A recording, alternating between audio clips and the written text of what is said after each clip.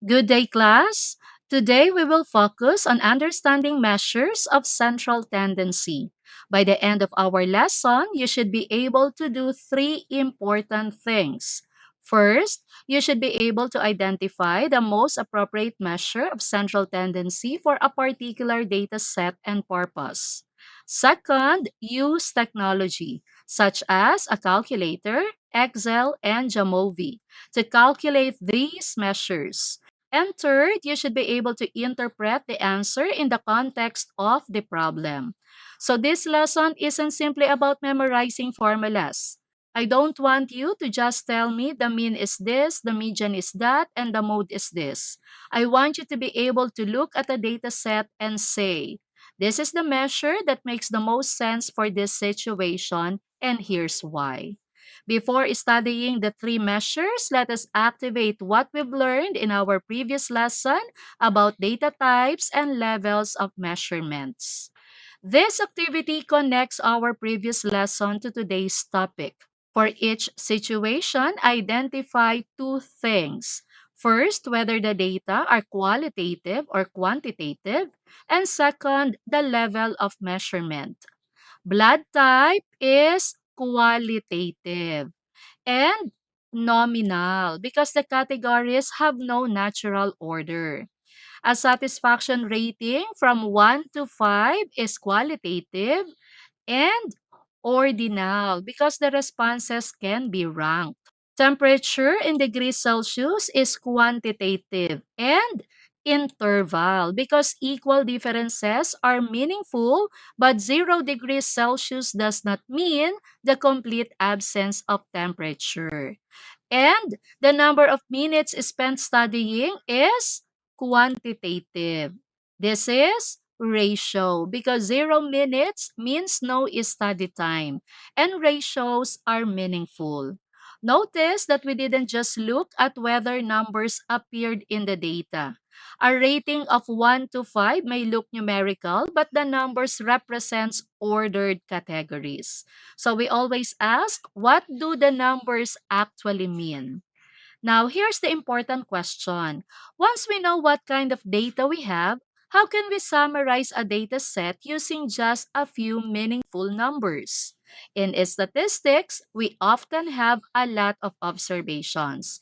Imagine having the scores of 40 learners, the daily income of 100 workers, and or the travel time of hundreds of commuters. Looking at a very single number can be overwhelming. So, statistics gives us tools that help us summarize data. Some measures describe the center or typical value, others describe location or position, and still others describe how spread out the data are. Today, our focus is the first one, measures of central tendency. So, what exactly do we mean when we say central tendency? Measures of central tendency are descriptive statistics that identify the center or typical value of a distribution. The three most common measures are the mean, median, and mode. We can calculate these measures for ungrouped data where the individual values are listed or group data where the values are organized into classes or intervals. In this lesson, our example will focus mainly on ungrouped data. Although all three measures describe the center, they do not always produce the same answer and they are not equally appropriate in every situation. We will begin with the measure learners usually encounter first, the mean.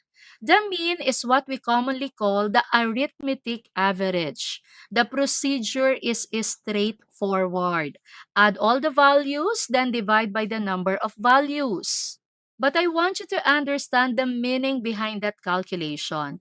Think of the mean as a kind of fair share value. If we combine everything and redistribute the total equally, the amount each one would receive is the mean. We have two notations for the mean. When the data come from a sample, we use the X bar. When the data represent the entire population, we use the Greek letter mu. The mean uses every value in the data set. This is one of its strengths, but it is also why an extremely high or low value can affect it greatly. Now that we understand what the mean represents, let us examine its formulas. X bar is the sample mean, and mu is the population mean. Summation of x is the sum of all values or observations. A small letter n here is the sample size, while capital N is the population size. A useful way to remember the process is add, count, and divide. This formula works whether we have 10 observations, 30 observations, or many more observations. Let us apply the add, count, divide process to a set of quiz scores. The scores are 7, 8, 10, 9, 8, 7, 8, 7, 8, and 9. Let's recall our formula. Since this is selected from the class of 30, this is a sample. So we're going to use the formula for sample mean. So x bar is the sum of all the values. Let's add them together and then divide by how many values are there?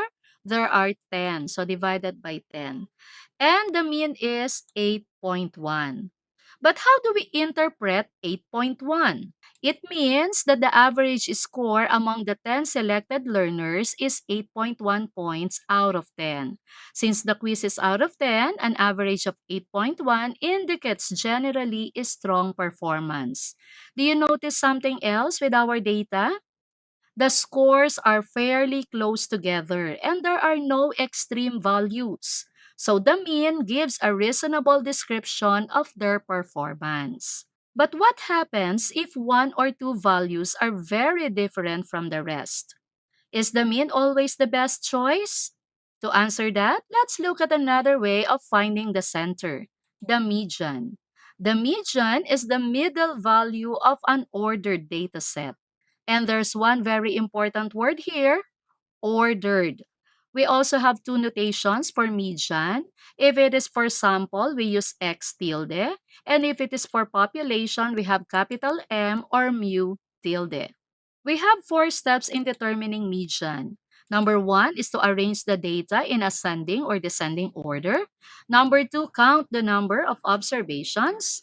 Number three, if odd, identify the single middle value. And if even, find the mean of the two middle values. Unlike the mean, the median is resistant to extreme values because it depends mainly on position rather than the size of every value. The exact procedure depends on whether the number of observations is odd or even. For case 1, if the number of observations is odd, there is one value exactly in the middle. That value is the median. Case 2, if the number of observations is even, there are two middle values. We add those two values and divide their sum by 2. In either case, always arrange the data first. Ordering the values is not optional. Let's see case 1 in action. Michelle listed the ages of all of her cousins, 2, 15, 9, 4, and 11. Because the values are not arranged, our first step is to order them. 2, 4, 9, 11, and 15. The third value lies exactly in the middle. Therefore, the median age is 9 years. We use this symbol because it says here listed all the ages. So this data is from the population. Notice that we didn't add all the values. We didn't divide anything. We simply ordered the data and located the middle. Now let's make the number of observations even and see what changes. So we have here 10 mathematics grades and the first thing that we have to do is to order them. In the previous example, I use ascending order. This time, I'm going to arrange them in descending order from 95 down to 75. Since there are 10 values, the two middle values are the fifth and the sixth values, 85 and 83. So to solve for the median, I'm going to add this 2 and divide it by 2. 85 plus 83 divided by 2 will give me 84. If I'm going to interpret 84, 84 is the middlemost grade of 10 selected grade 11 learners. Our answer does not need to be one of the original observations.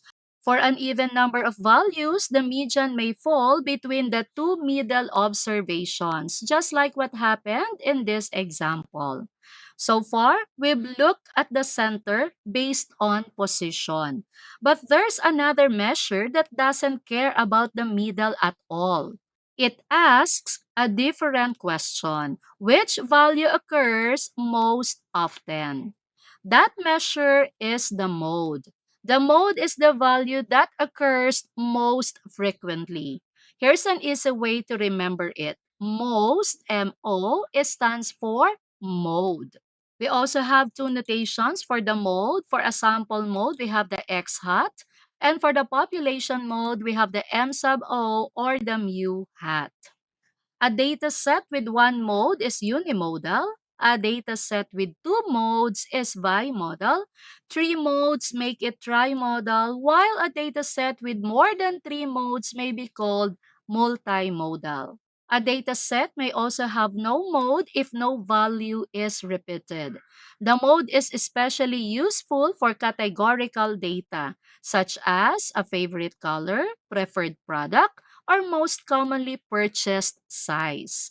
Let's test whether you can identify these different types of modes. Determine and classify the mode or modes of the following.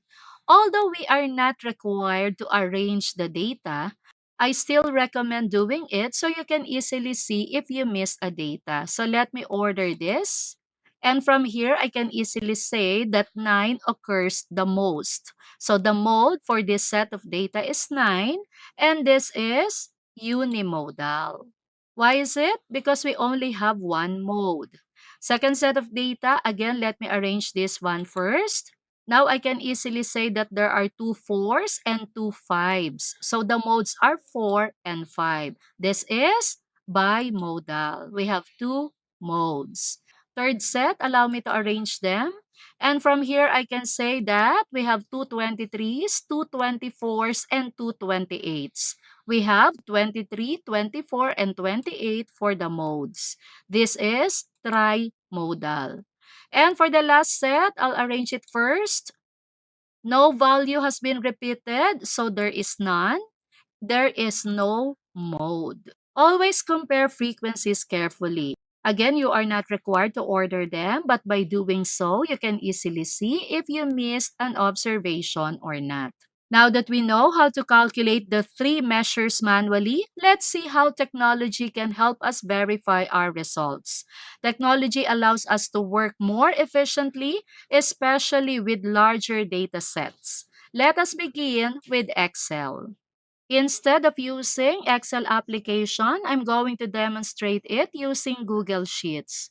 Anyway, you're going to do the same process. So I have already encoded our data sets for each example that we had earlier. For the first example, the scores of 10 selected learners we computed for the mean. Let's do it here. Click any cell and then press equal sign.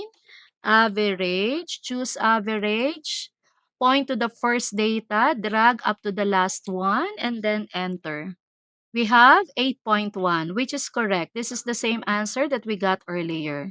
The second example, ages of Michelle's cousin, we computed for the median. Let's do it here.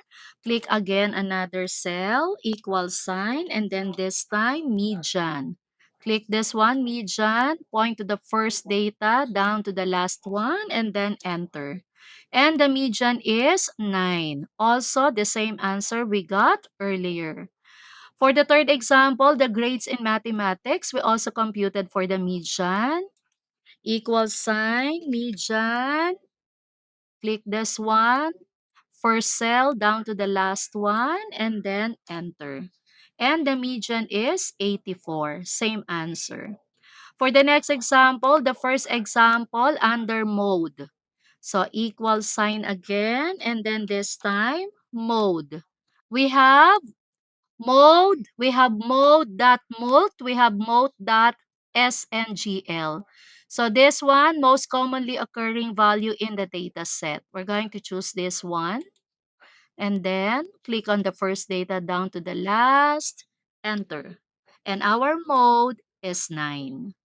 For the second example, since 4 and 5 have been repeated, equal sign, I'm going to choose this time mode.mult. Click on the first data down to the last, enter. And yes, we do have two modes here, 4 and 5. Same answer that we had earlier. For mode example number 3, equal sign again, mode.mult again. Click on the first one down to the last and then enter. We have 3 modes. This is trimodal. Do you remember? 23, 24, and 28. For the last example under mode, equal sign, mode. Let's choose either mode mult or mode single. I'll first choose mode.mult. Click on the first data down to the last. It says here, hashtag N over A, not applicable, meaning there is no mode, which is correct. We have no mode for example number 4. What if I choose mode.sngl? Let's see. Enter. Is still not applicable because indeed we do not have mode in example number 4. So that's how you do it in Google Sheets. That's also how you do it in Excel. Technology calculates the answer, but it doesn't decide whether that answer is the best measure to use. That decision still requires statistical thinking. Excel is one option. Another useful statistical program, especially for research work, is Jamovi. Okay, so here is the interface of Jamovi. The first thing that you have to do is to encode your data set and then press exploration, then descriptives, and then we're going to transfer these to here. So click A, press this arrow, next one the B, the C, the D, E, F, and G. Next, click onto this, statistics, uncheck missing. We do not need the standard deviation, the minimum, and the maximum. What we need is the mean, the median, and the mode. So right away, it gives us the mean, the median, and the mode of our data set. Let's go back to our data. So for column A, these are the scores of 10 selected learners, and we have computed earlier that the mean is 8.1. Let's look at the mean of column A. And indeed, it is 8.1. The app also gave us the median and the mode, but we only computed for the mean earlier. For column B, this is the ages of Michelle's cousins. And in here, we solved for the median. So for letter B, let us look at the median. And the answer is 9, which is correct. That is our answer earlier. Once again, the app gave us the mean as well as the mode. For letter C, these are the grades in mathematics, and we also look for the median in this data set. So letter C, let's look for the median. And yes, the median that we got earlier is 84. For letter D to letter G, we look for the mode.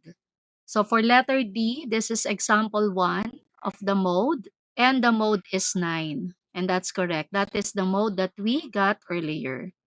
For letter E, the mode that we got earlier are 4 and 5.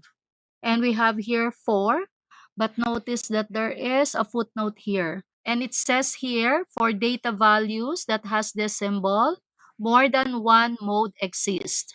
Only the first is reported. The first mode that we got earlier is 4, so this is correct. But there is another mode which is 5.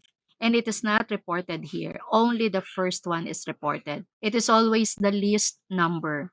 For letter F, we have three modes here earlier, 23, 24, and 28. Letter F, the mode is 23. And once again, more than one mode exists for column F, and only the first is reported. 23 is the least value, so only 23 is reported here. And last one, for column G, we do not have mode, but it says here 1 because there is no repeated data in column G, so all of the data were considered as modes. So it is not enough that we know how to use the app, we should also know how to interpret this table. Jamovi is particularly useful when working with larger data sets. A computer can tell you the mean, median, and mode, but you still have to decide which one makes sense. And if you don't have a computer, no problem. We can still use a scientific calculator. A scientific calculator can also help us calculate measures of central tendency. This is especially useful when we want to check our manual calculations quickly. This time we're going to use scientific calculator. I am using Casio ClassWiz 991EX. So first step, we're going to press menu and then we're going to choose 6 for statistics. So press 6 and then we're going to choose 1 and then we're going to enter our data set. I'm going to encode the scores of grade 10 selected learners. 7 equals 8 equals 10 equals 9 equals 8 equals 7 equals 8 again, 7, 8, 9, and that's it. Next, we're going to press option and then press 3. There you have it. X bar, that is our mean, 8.1. And then the median, we're going to scroll down. There's the median, which is 8. Unfortunately, scientific calculator will not give us the mode. We have to examine the data set by ourselves. That's it. But here is something I want you to remember throughout this lesson. Computing is only half of statistics. The other half is interpretation. A calculator can give you 42.87, but it cannot automatically tell you whether 42.87 is the most meaningful measure for your situation. That's your job as the data analyst. And that's exactly what we are going to practice next. Now we're moving from can you calculate it to can you choose it. For each situation, don't immediately look for a formula. Instead, ask, what does the person want to know and what kind of data are involved? For a favorite school club, use the mode because the data are categorical and we want the most popular choice. For a farmer whose harvest values are reasonably balanced, use the mean. For family incomes containing one extremely high value, use the median because the outlier may distort the mean. For test scores with one usually low score of 10, the median gives a fairer representation of typical performance. For shoe size, use the mode because the store wants the most frequently purchased size.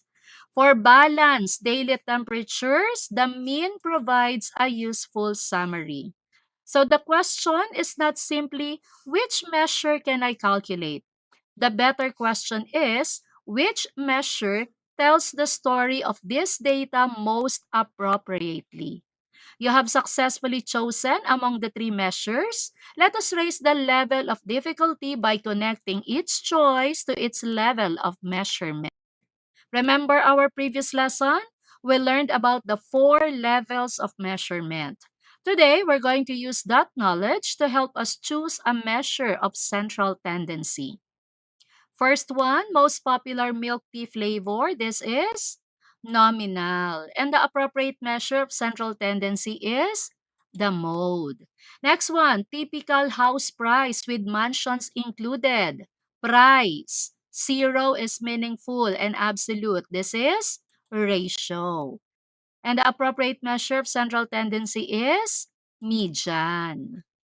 Why median? Because it says here typical house price, but we're going to include mansions. So of course, mansions are humongously expensive. Next one, middle rank in a contest. Rank, so this is ordinal. And the measure of central tendency is the median. Next one, most common shirt size. Small, medium, large, extra large. That is nominal. And we're going to use the mode. Next one, balanced set of quiz scores. Scores, there's an absolute zero. This is ratio. And since this is balance, we're going to use mean. Next one, we have the score. So this is ratio. 5, 5, 6, 6, 6, 7, 7. Obviously, we have mode. Another score, so ratio, 12, 13, 14, 15, 16. Close enough together. So we're going to use mean. Another score, so this is ratio, 20, 21, 22, 23, 24, and then 100. Extremely an outlier. So we're going to use median. Next one, red, blue, blue, green, blue. This is nominal, and blue appears dry, so we're going to use the mode.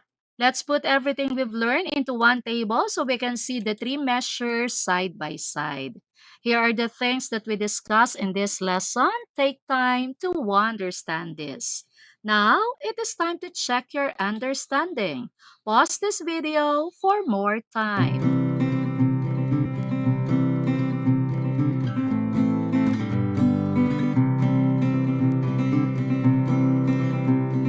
Let us answer. Imagine you are helping planners decide which barangay has the lowest typical travel time. Look carefully at the data. Barangay A has one usually long travel time, which is 60 minutes.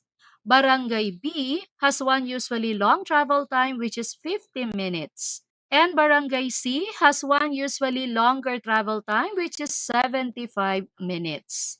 Which measure of central tendency should the planners compare? And which barangay has the lowest fair travel time? We established that each barangay has one extreme travel time. So what happens if we use the mean? Those unusually long trips will pull the averages upward. So the median is more appropriate because it is less affected by extreme values. Let us compare the median of the following by using Jamovi. I have already encoded our data set for each barangay. So we're going to press exploration, then descriptives. Click A, and then this arrow, another one for B, and another one for C. Next, press this one. Scroll down. We don't need the missing, the standard deviation, minimum, and maximum. And let us check the mode. And then press this one to go back to our data set. So here we have the median. For Barangay A, the median is 14.5 minutes. For Barangay B, the median is 11 minutes. And for Barangay C, the median is 19.5 minutes. Therefore, Barangay B has the lowest median travel time. It is the fairest choice for most residents. Notice what we just did? We didn't choose the median because median is always better. We choose it because the data contain extreme values and the goal is to represent a typical travel time. Gets? If you find this lesson helpful, don't forget to hit the like button and leave a comment. Share to reach more learners and subscribe to support the channel. For you to truly master this lesson, here is an extra problem for you to work on. I'll reveal the answer in my next video lesson. Keep practicing, keep learning, and as always, you've got this with Mom C Cube. Our next lesson is understanding measures of variability.